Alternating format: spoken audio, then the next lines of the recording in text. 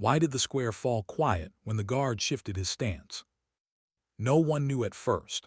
Not the tourists with cameras slung over their necks. Not the children tugging at their parents' hands, chasing pigeons across the stones. Not even the soldiers themselves, rigid in their polished boots, rifles angled perfectly in the late afternoon light. It was as if the air itself caught its breath. She noticed it first. The woman in the crowd, sunglasses low across her face, collar raised, a stillness in her posture that didn't belong to someone just wandering the square. Her body didn't sway with the rhythm of the people around her. She wasn't waiting for a photograph or a performance or the changing of the guard. She was waiting for something else entirely. Something she couldn't say aloud. The silence wasn't about the guard, not really. It was about what was buried beneath that moment, hidden in plain sight. But to explain why her heart clenched when the rifles shifted, you'd have to go back. Back before the palace. Back before the mission briefing. Back before she stopped introducing herself by her real name. Her mother used to say there were two kinds of silence. The first was peaceful, like dawn on a Sunday morning. The second was heavy, the kind that pressed against your chest until it felt like you couldn't breathe. The square that day was the second kind. She felt it in her bones. And yet she didn't move. The calm's piece in her ear crackled once, then went dead. No one else flinched, but her jaw tightened. Static was never good. Not here, not this close to the palace gates. Stay still, she told herself. Blend, you're no one. But she wasn't no one. She was the reason the silence mattered. The night before she hadn't slept. The cot in the safe house was narrow, the sheets scratchy, but that wasn't the reason. She lay awake because of the photo she kept folded into her pocket. The edges were worn, the ink fading, but the faces on it were clear enough. Her brother, laughing, teeth uneven, a smile she hadn't seen in years. He'd been 17 when they lost him, and the world hadn't noticed. That was the thing about loss. It wasn't always loud. Sometimes it was a quiet erasure, a hole where someone used to stand. Governments didn't weep. News cycles moved on, but she had never moved on. This mission was about more than duty. It was about him, though no one in the briefing room had been told that. Not the commander with his stone-set eyes. Not the younger operatives who still thought missions were about medals or glory or proving themselves. She said the right words, nodded at the right times, she blended, she followed orders. But inside she carried fire. And fire didn't forget. Now in the palace square the sun cut low and harsh, turning every surface into glass and stone.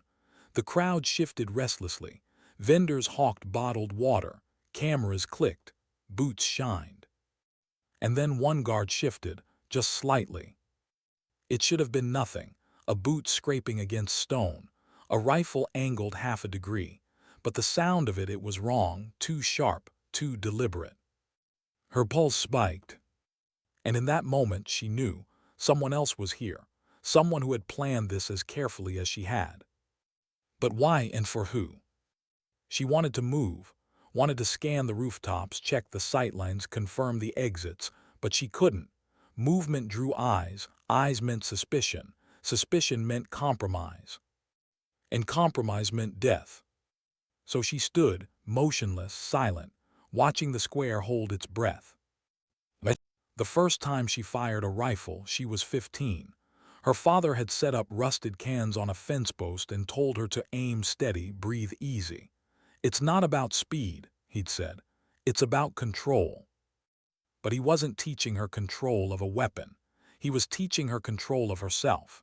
Because in her family, emotions could get you killed.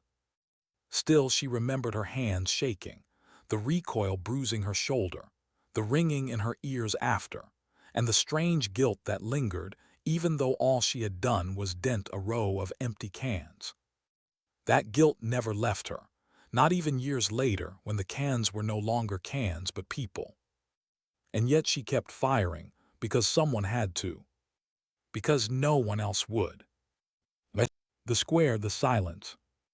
She shifted her weight just slightly, mirroring the guard without realizing it. Somewhere inside, instinct braced her. She couldn't see the threat, not yet, but she could feel it. The way animals sense an earthquake before it cracks the ground. She thought of the boy in the photo, her brother, and she thought of the promise she had made at his grave, a promise no one else had heard. The promise that she would find the men responsible, that she would dismantle the chain that had pulled him under, that she would make sure silence never swallowed another name from her family. It wasn't about vengeance, not anymore. It was about weight, about carrying what he no longer could. And right now, that weight pressed down heavy, as the square waited for something to break. She swallowed hard. The air tasted metallic. A child's laughter cut across the silence, high, clear, innocent, and for a heartbeat it almost eased her. Almost. Then the laughter stopped. The silence deepened. She knew then something was about to happen. Something no one in that square was ready for. Later, people would remember fragments, the way the pigeons scattered all at once, the way the sun hit the palace windows, blinding and fierce, the way the guard's hand twitched near his weapon, like he was waiting for a signal no one else could see. They wouldn't remember her, not at first. She was just another face in the crowd, another shadow among shadows. But she remembered every detail, every breath. Because for her, this wasn't a crowd. It was a battlefield. And the silence wasn't empty. It was a warning. What broke the silence first? The guard's stance or the shot no one saw coming? The sound was soft, almost swallowed by the square's vastness. A pop, a crack, so faint some mistook it for a bottle breaking or a firecracker tossed by a child. But she knew better. She felt the sound in her chest before her ears caught it. A rifle suppressed, distant, deliberate. Her breath stalled. She didn't look up, she couldn't, but she tracked the angle instinctively. Northeast corner, rooftop. A line of sight straight across the marble square. No one else reacted, not yet. The guard who had shifted his stance, his fingers twitched once, then stilled, no fall, no cry, just stillness. And in that stillness, the silence deepened, like the square itself was waiting to understand what had just changed. She gritted her teeth. Whoever fired that shot, if it had been a shot at all, wasn't aiming to kill. Not yet. It was a signal, a whisper only the trained could hear. And she heard it. The comms in her ear were still dead. No orders, no backup, just her, alone in the crowd. She exhaled slow, focused, and whispered in her mind the same words she always did before a storm. Be unseen, be steady. She remembered a briefing years ago, a mission gone wrong before it even started, a room full of uniforms, voices clipped and sharp, and her, sitting at the back, silent. She hadn't spoken then because no one asked her to. They never did. The men in the room cut her out with small glances, dismissals so subtle they could almost be mistaken for habit. Almost. She had seen their smirks when she entered, their doubts. She was too young, too quiet, too something. But when the mission unraveled, when their plans failed, when the intel burned away under fire, she was the one who carried the last operative out, dragging him through dirt and smoke, arms numb, lungs raw. He lived. She didn't earn applause for it, just silence. The same silence that clung to her now in the square. Only this time she wasn't dragging anyone. This time she was the one no one would see coming. The crowd stirred, restless. A woman fanned herself with a map. A boy whined for ice cream. The square breathed again, unaware that its heartbeat had been interrupted. She adjusted her weight, tilted her chin just slightly, enough to bring the rooftop into her peripheral without breaking cover. And there he was, a shadow still as stone. He wasn't aiming down his scope anymore. He didn't need to. Because he wasn't there to kill. He was there to signal.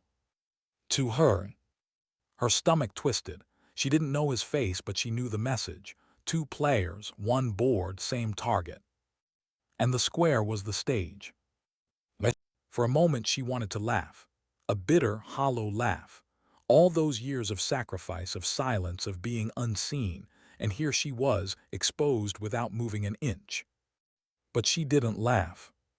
She let the silence harden in her chest instead.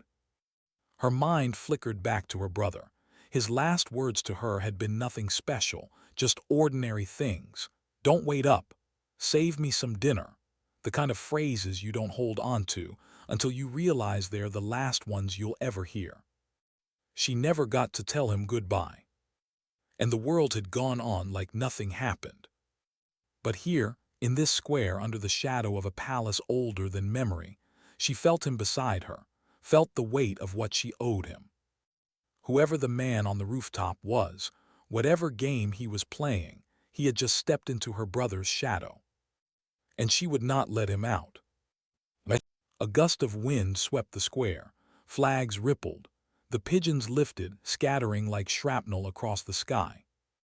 And in that sound, wings, feathers, chaos, another sound slipped in. Another shot. This one hit. Not the guard, not the crowd. The stone archway above the palace gate. Chips of marble rained down like dust. The tourists gasped, heads snapping upward. Guards tightened their grips. The air vibrated with the first ripple of panic. But she didn't move. Because the shot hadn't been aimed at the arch. It had been aimed at her. A warning. I see you.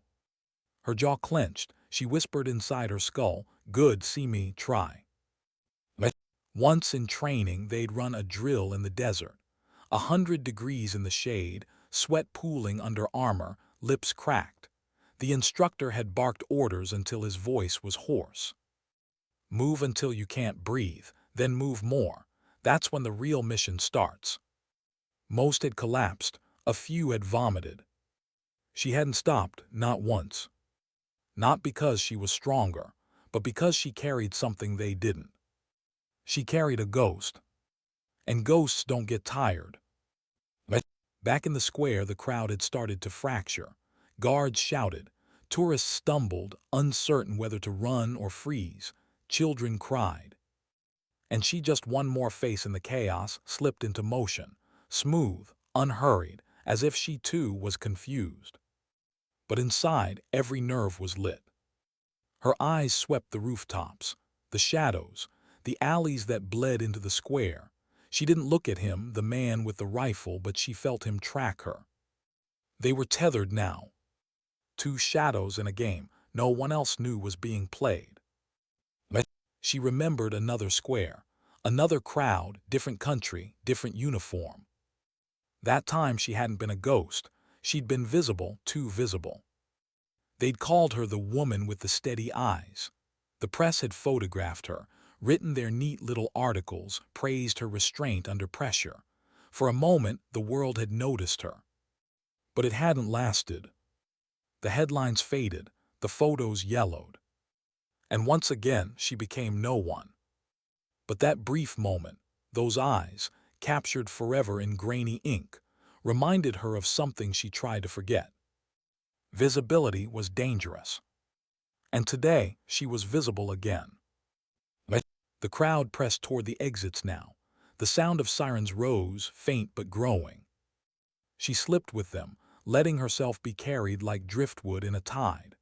Her sunglasses shielded her gaze, but her pulse beat hot against her skin. If he wanted to send her a warning, she would send him an answer. Not in words. In silence. Because silence was hers. Her weapon. Her shield. The thing no one had ever managed to take from her. Later, people would argue about what happened in the palace square. Some would say the guards overreacted. Others would insist there had been no threat at all. But she would remember the truth. That silence is never empty. It always means something. And on that day in that square, it meant war.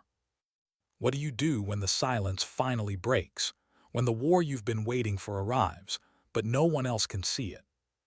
She moved with the crowd, shoulder to shoulder, pressed by the tide of panic that spread unevenly across the square.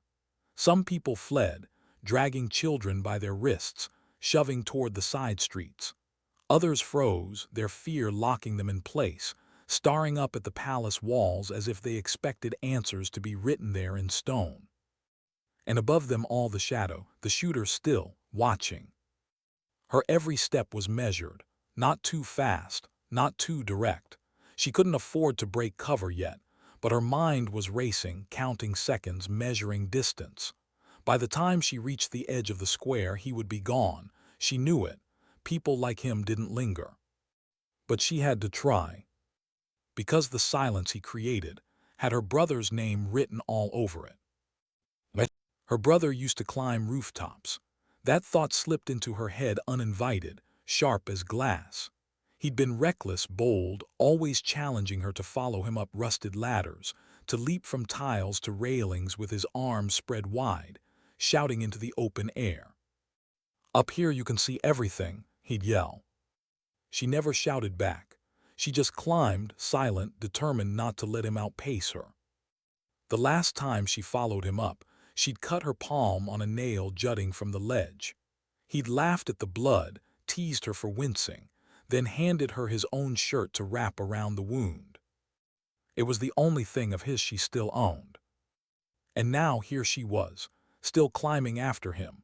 Only this time the rooftop wasn't his and the stakes weren't childhood games. At the far edge of the square, a guard shoved her back with the butt of his rifle. His voice was clipped, panicked, but his language was foreign, rushed. She caught fragments, words like blocked and secure. He didn't see her, not really, just another civilian in the flood. Good. She bent her head, slipped sideways, and vanished down a narrow street. The air there was different, cooler, shadowed. The crowd thinned. A woman held her crying child against her chest, rocking with mechanical motions. A man cursed, fumbling with his phone, no signal reaching. She kept walking, fast, precise. Every step bringing her closer to the rooftops. Her comms were still dead. That gnawed at her. Dead comms meant more than bad luck. It meant someone was interfering, someone wanted her cut off. And if she was cut off, it meant she wasn't supposed to survive. Her commanders wouldn't say it outright. They never did. But she'd been in this game long enough to know when an operative was disposable. Was she disposable today? She shoved the thought away. It didn't matter. Because she wasn't here for them. She was here for him. For her brother. And for the silence that had stolen him. The alleys twisted like veins, stone walls sweating from the heat of the day. She scanned every ledge, every railing, searching for movement. Nothing. But instinct screamed he was near. She ducked into a side passage. Stone steps spiraled upward, narrow, carved centuries ago when palaces were built to outlast storms. She climbed, heart pounding, her body moving like it remembered the rooftops of her childhood. One flight, two. Her legs burned, but she didn't stop. At the third landing she slowed, listened. There it was. A scuff, a scrape, leather on stone. Someone was above her. She drew in a breath, silent, measured. And then she climbed again. The rooftop opened into light. The city stretched wide, rooftops folding into one another, smoke curling from chimneys, antennas stabbing at the sky. And there, just 2 roofs away, he stood. Tall, lean, rifle slung casual across his chest, his face hidden by a hood and shadow. But he didn't run, didn't lift the weapon. He just stood there, waiting. For her. Her pulse hammered. This wasn't right. He could have vanished already, melted into the city before she reached the roof. But he hadn't. Which meant he wanted her to find him. But why? She crouched low, hands brushing the grit of the tiles, eyes locked on him. He lifted one hand, a gesture so small, so strange. Not a threat, not a wave, just acknowledgement. Like 2 players meeting at the start of a game. And then he turned, walked to the edge of the roof, and leapt. Her breath caught. She sprinted forward, adrenaline burning. But when she reached the edge, he was already gone, dropped into the labyrinth of streets below, swallowed by shadow. Gone. For a moment she stood there, chest heaving, the city spinning out around her. It should have felt like failure, losing him, letting him slip away. But instead, it felt like something worse. It felt like invitation. As if he hadn't escaped her. As if he had chosen to leave her behind. And the silence that followed was deafening.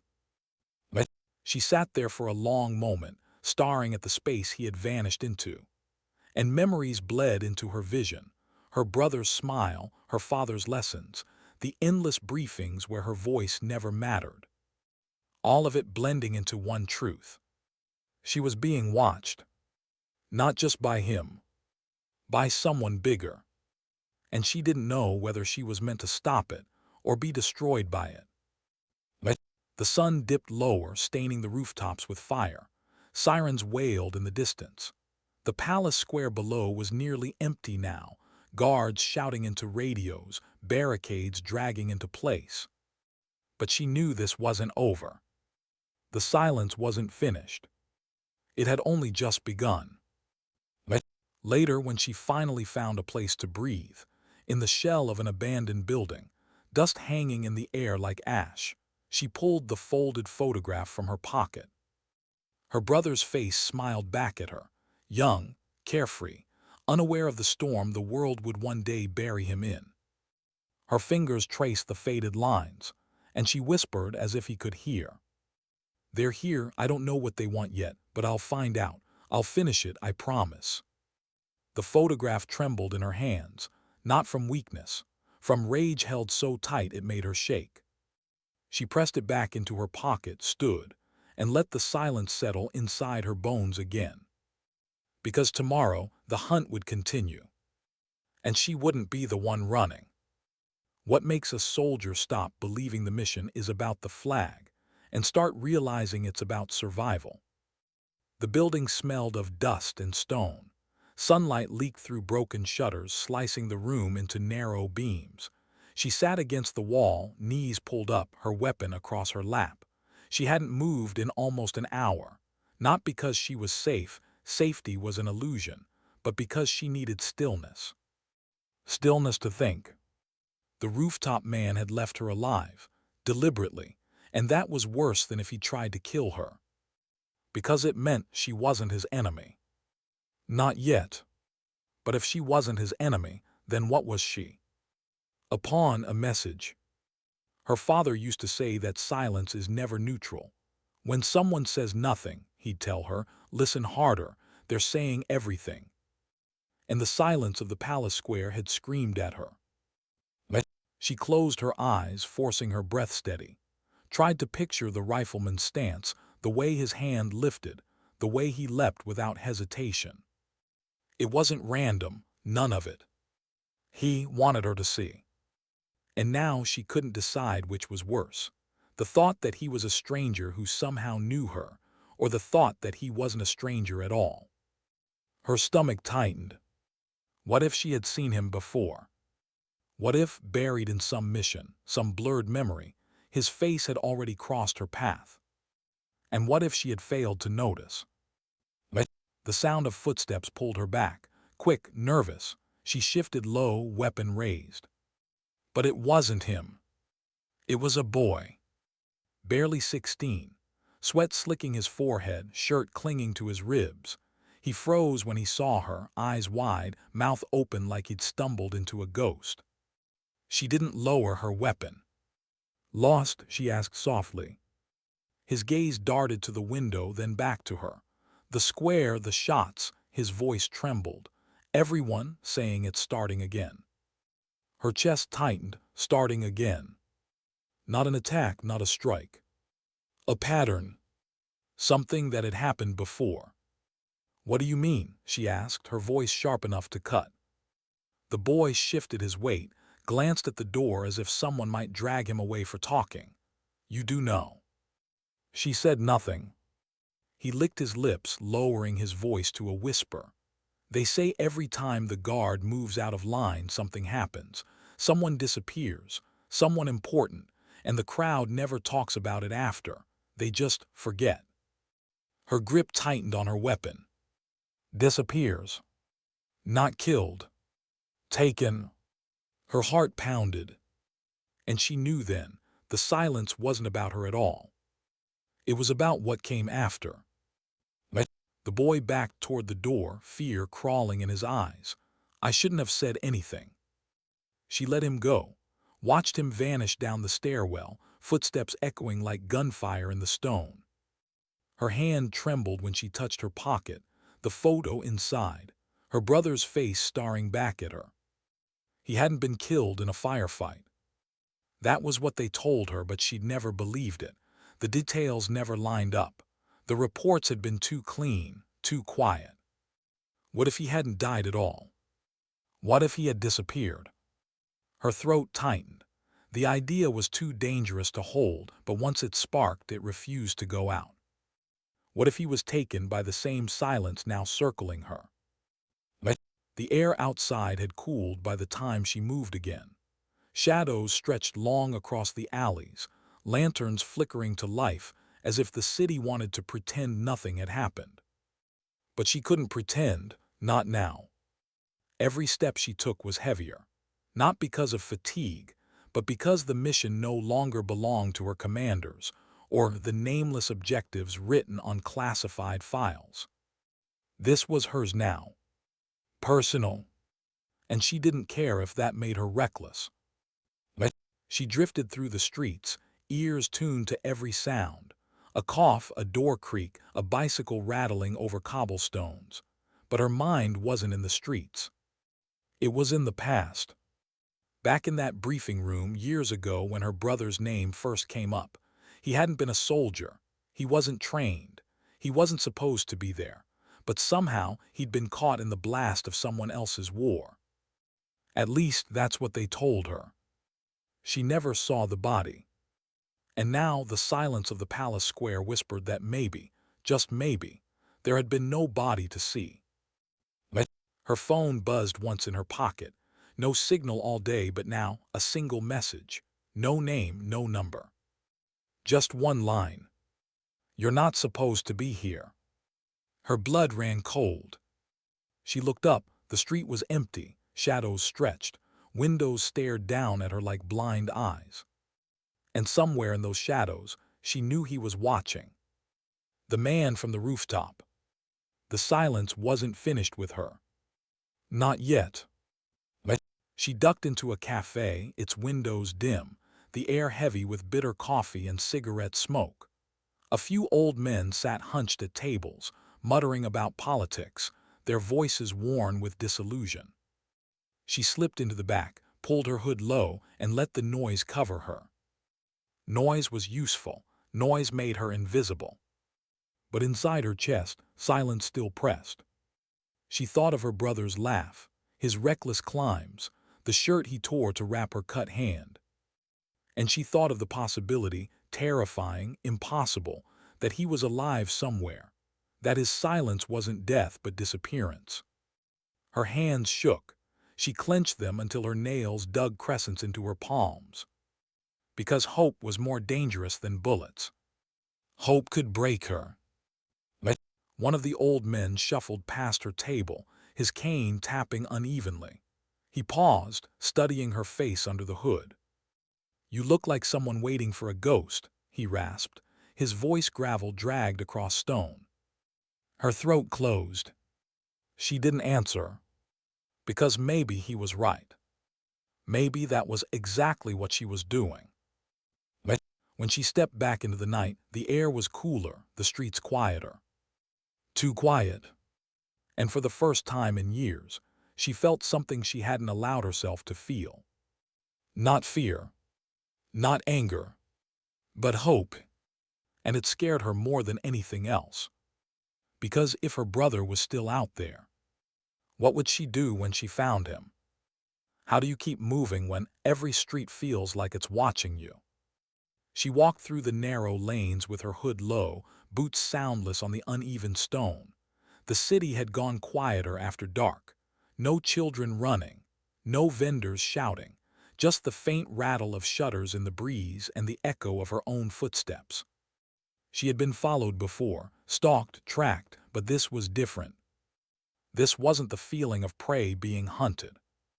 This was the feeling of being studied. The rooftop man hadn't fired at her. He hadn't vanished like a ghost. He'd shown himself, then left her alive. That wasn't an accident. That was intent. And intent was always worse than chance. She wanted to believe it was simple, that he was another operative, a rival, a shadow in the same war. But the silence in the palace square had said otherwise. It wasn't about him, it was about her. And the question she couldn't silence, why? Her brother used to ask questions no one else dared. Why do we fight wars for men who never bleed, he'd say. Or, why does silence follow truth around like a leash? At the time, she thought he was reckless, too loud, too curious. But now, walking through the suffocating stillness of this city, she realized he hadn't been reckless. He'd been right. The silence wasn't emptiness, it was a leash. And tonight, it was pulling her somewhere she wasn't ready to go. She reached the edge of a square, smaller than the palace, hemmed in by tall stone apartments. A fountain gurgled in the center, water running black in the half-light. She stopped, because he was there, sitting on the fountain's edge, waiting. The rooftop man, hood still shadowing his face, rifle gone, just a man alone in a square too quiet for comfort. Her chest tightened. He didn't move when she approached, didn't reach for a weapon, just sat there, head tilted slightly, as though he'd been expecting her all along. "Why me?" she asked, her voice low, sharp. The words hung in the air. He said nothing, just silence. And in that silence, she thought she heard her brother's laugh. Her fists clenched. "Answer me." Still nothing. But then slowly he raised his hand and pointed not at her, not at the street, at the photograph in her pocket. Her blood froze. How did he know? Her voice cracked. "What do you want from me?" This time he spoke. Barely a whisper, a single word. "Remember." Her breath hitched.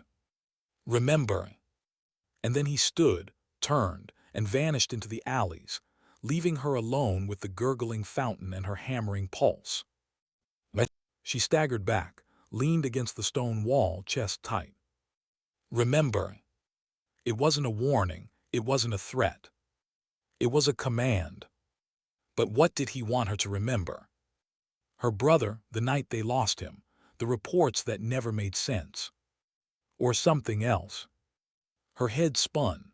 The silence in the square earlier hadn't been about the guard, it hadn't been about the crowd, it had been about her. Every step, every look, every shot, it was all pulling her back. Back to what? Her knees felt weak. She lowered herself onto the fountain's edge, staring at the black water rippling in the dark. And for the first time in years, she felt the crack open inside her. Hope, the most dangerous thing of all. She remembered the last mission she ran before her brother disappeared. A desert road, a convoy, the stench of fuel and dust. She had been overwatch, rifle steady, eyes scanning the horizon. Her brother had begged her not to go, said he had a bad feeling. She laughed at him, teased him for being superstitious. And when she came back, he was gone. That memory had haunted her for years, hollowing her out from the inside. But now, what if he hadn't been gone at all? What if he'd been taken? And what if everything since, the missions, the silence, the rooftop man, was connected? The thought stole her breath. Because it meant she hadn't just lost him. She had failed him. The sound of footsteps snapped her back. She spun, weapon up. But it wasn't him. It was a woman this time, mid-40s, thin scarf wrapped around her head, her eyes tired but sharp. "You shouldn't be here," the woman said softly, echoing the text she'd received earlier. Her pulse spiked. "Who are you?" The woman's gaze flicked to her hands, her stance, the way her finger hovered near the trigger. She seemed to study everything in a single glance. "You already know," she whispered. "You've always known." And then, without another word, she turned and walked away. Gone before she could move. Her hands trembled. Always known. What was she missing? She pulled out the photo, stared at it until her vision blurred. Her brother's uneven teeth, his sunlit eyes. And then, in the corner of the photo, something she'd never noticed before. A shadow. A man blurred in the background, watching. Her stomach dropped. She looked at this photo 100 times, 1,000, and never seen it. But now it was all she could see. The rooftop man. Or someone like him. Always there. Watching. Even then. Her throat closed. She pressed the photo to her chest, her breath ragged. The silence wasn't new.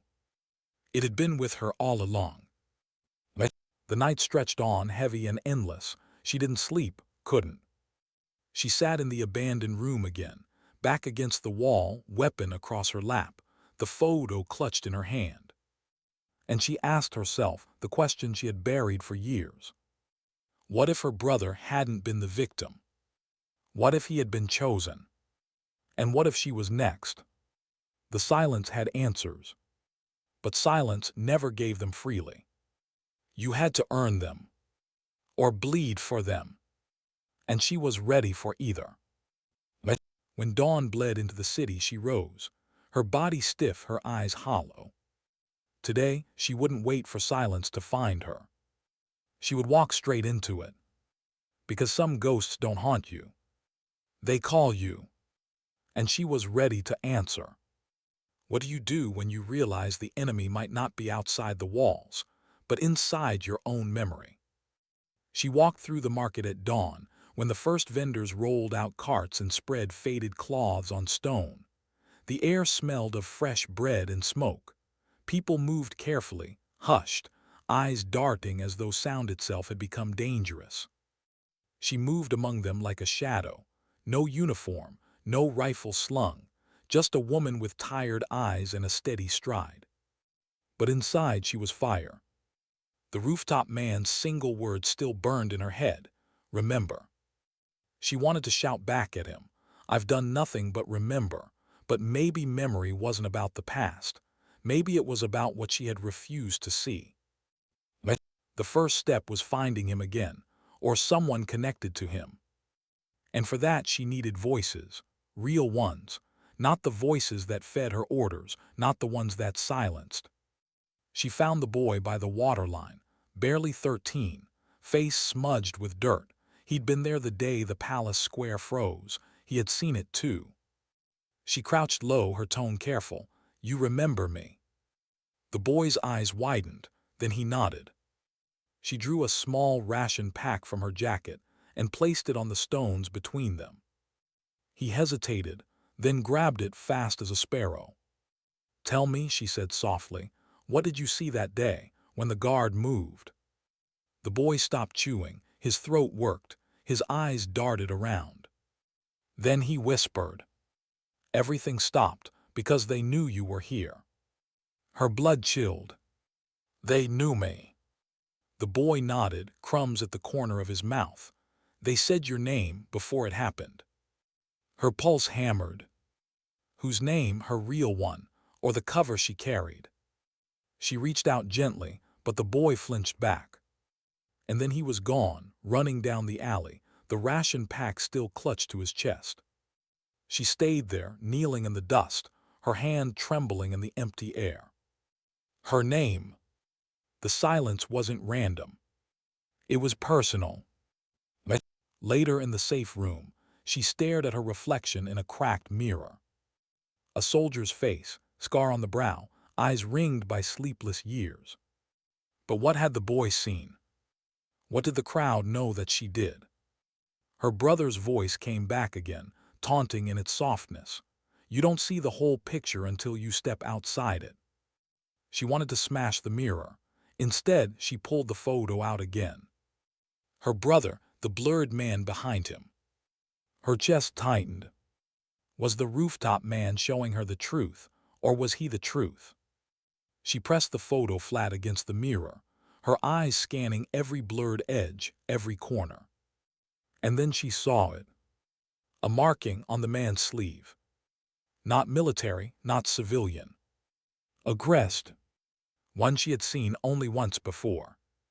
On a file classified, sealed, the day her brother disappeared. Her vision tunneled, her breath slowed. This wasn't a coincidence. She hadn't stumbled into this mission. She had been led. That night she met with her handler, a man too polished for the streets, shoes that never picked up dust, eyes that never settled. He lit a cigarette, the flame sharp in the dark. "You've gone quiet," he said. "Quiet doesn't suit you." She said nothing, just watched the smoke curl. Finally she asked, "Why am I really here?" He smiled, thin and empty. "You're here to observe." "Observe what?" "The inevitable." Her jaw tightened. "The rooftop man," she said. "Who is he?" The handler exhaled smoke, eyes sliding away. "You weren't supposed to see him." Her chest went cold. "Supposed to." He crushed the cigarette out against the wall. "Stay in your lane. Silence is safer." Her fist itched to swing, but she didn't. She held it. Because anger wouldn't buy her answers. Silence might. After he left, she sat there shaking. She had been used before. Missions with shifting goals, targets that turned out to be decoys, lies fed like rations. But this was different. This was her blood. Her brother's shadow wrapped inside it. And for the first time, she wondered if the mission had never been about the palace at all. Maybe the palace was the distraction. The real mission was her. The next day she hunted, not rooftops, not alleys, files. She bribed her way into an office no one used anymore. Dust thick on the cabinets, rust on the locks. Her fingers shook as she broke them open. Page after page, old missions, disavowed names. And then her brother's file. Thin, too thin. She opened it, breath shallow. Inside, just a photo, the same one she already had. But this one was different. It wasn't cropped. The blurred man wasn't in the background. He was standing next to her brother. Not a stranger. A partner. Her throat closed. The rooftop man. Not watching. Walking beside him. She staggered back, chair scraping loud in the silence. Her brother hadn't been taken. He had gone with him. Willingly. The weight hit her chest like a stone. Her brother, the one she mourned, the one she built her strength on. He hadn't been lost. He had chosen. But chosen what? Her knees buckled. She slid to the floor, the file still in her hands. Tears she hadn't allowed in years blurred her vision. If he had chosen the silence, then what did that make her? The enemy. The fool. Or the last unfinished piece of his puzzle. She sat there for hours, staring at the photo until her eyes burned. Until finally, one thought broke through the fog. If he had chosen this path, there must have been a reason. And if she wanted to know it, she had to follow it. Even if it killed her. That night she walked back into the city, streets buzzing faintly now, though fear still clung to the corners. She kept her head down, but her eyes scanned everything. And then she saw him. The rooftop man. Not above, not distant. On the street. Standing still. Watching her with the same patience as always. Her heart slammed. She moved closer, one step at a time. He didn't move, didn't flee. When she was close enough, she whispered, "Take me to him." For the first time, he nodded. and then turned, walking away. Not into shadow, not into silence, but into the heart of the city itself. And she followed, because whatever truth waited there, it was hers. Hers to face, hers to carry, even if it broke her. What do you say to a ghost when it finally answers? She followed the rooftop man through the veins of the city, past shuttered shops and cracked stone walls, deeper than she'd ever gone.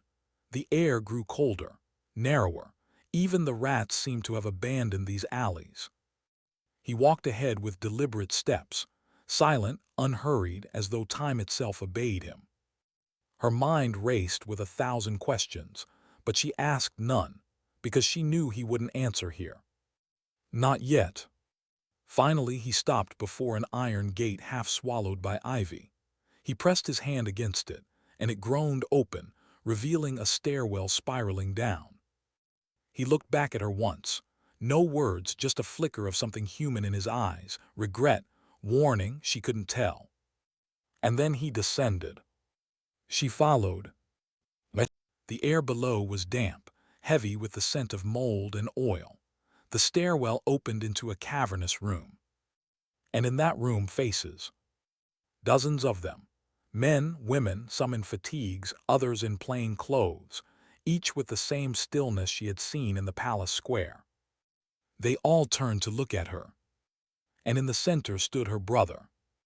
Alive. Her knees weakened, the world tilted. For years she had carried his absence like a wound that never closed. And now here he was, not a memory, not a photograph, flesh, breath, eyes that still carried the sun. She wanted to run to him, to collapse into his arms, to let the years of grief pour out. But she didn't move, because his face wasn't joy. It was solemn. And when he spoke, his words cut deeper than silence ever could. You weren't supposed to find this place. Her throat closed. You're alive. I am. Her voice cracked. All this time, you let me believe you were dead. He looked at her with something like sorrow. I had to. Her hands trembled at her sides. Rage and relief collided inside her chest. Why?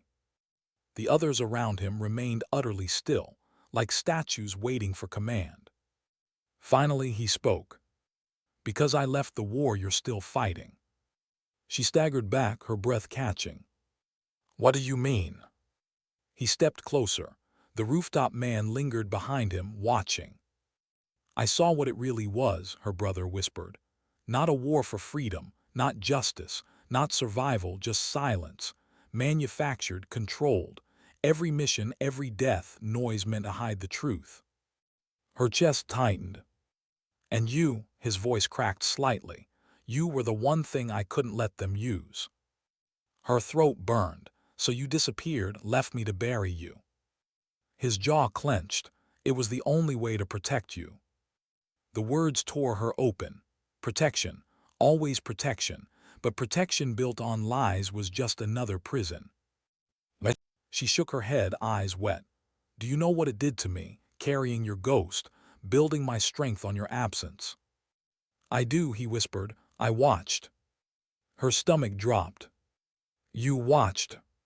He nodded once, shame flickering in his eyes. Every step, every mission. The rooftop man kept me close, to be sure you were safe. Her hand curled into a fist. Safe, I was drowning. Silence fell again, heavy, crushing. Then he spoke, voice rough. I didn't want this moment, but now that it's here, you have a choice. Her breath shook. A choice. He gestured around them, the still figures, the underground chamber.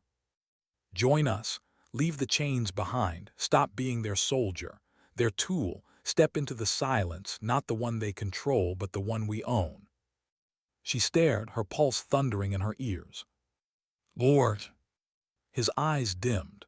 Or go back, keep fighting their wars, and know that we will always stand in your shadow waiting. The words lingered like smoke. Join or leave. Her brother alive, offering her an escape, but also demanding she abandon everything she'd carried. Her chest heaved. She looked at him, at the man she had idolized, mourned, blamed, loved. And all she saw now was someone broken by the same war that had scarred her. She thought of the boy by the waterline whispering her name, the handler's smoke curling in the dark, the stillness in the square when the guard's shift froze the crowd. All of it had been leading here. Her voice trembled.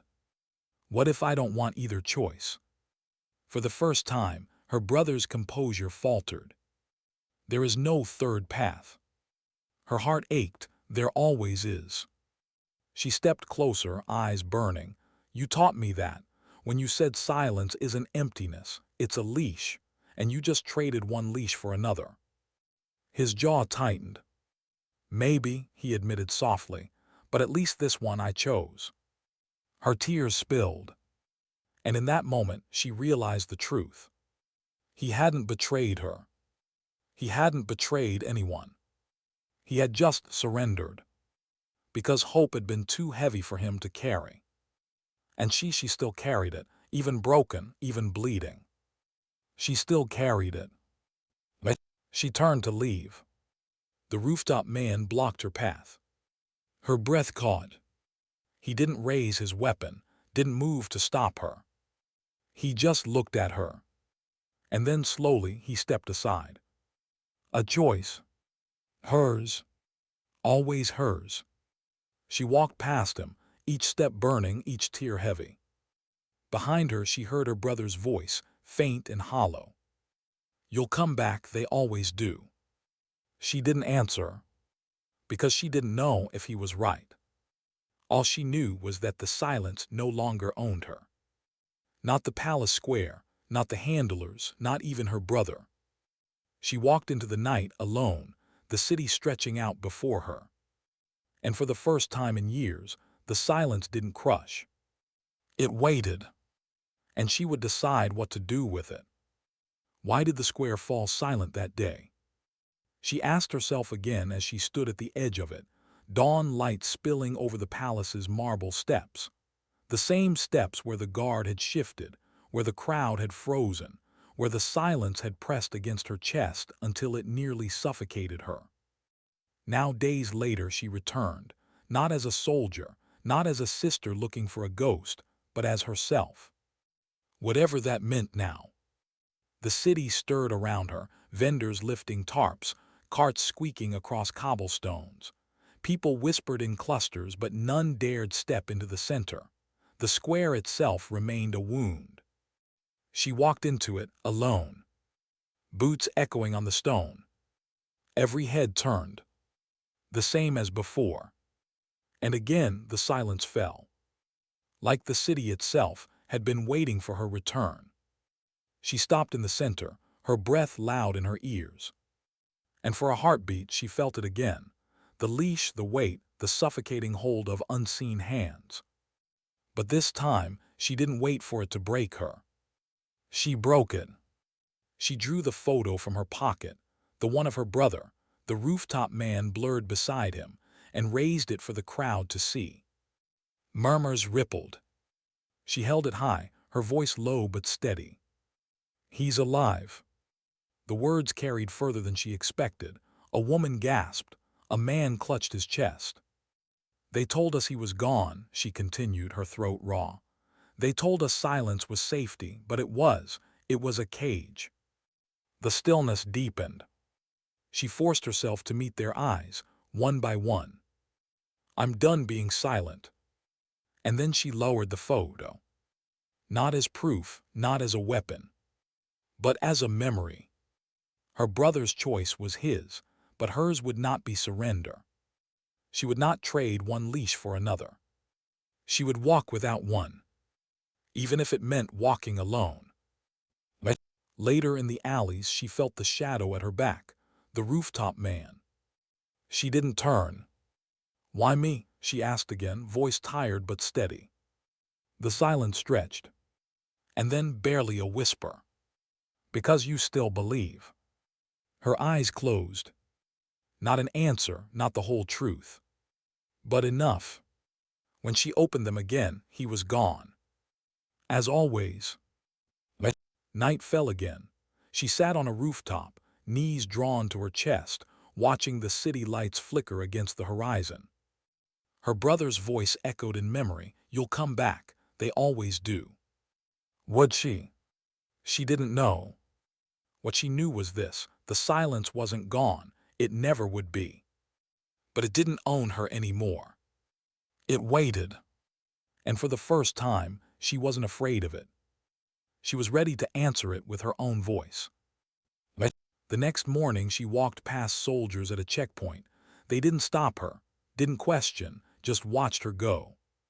And in their eyes, she saw it, the same flicker she had seen in the crowd, the same hesitation. The silence had cracks, small hairline, but cracks still let light through. She kept walking. Each step carried weight, each breath carried choice. The leash was broken. And though she carried scars, ghosts, and questions she might never answer, she carried something else too. A dignity she didn't need to announce. A strength that didn't shout. A hope that whispered. Sometimes dignity doesn't speak.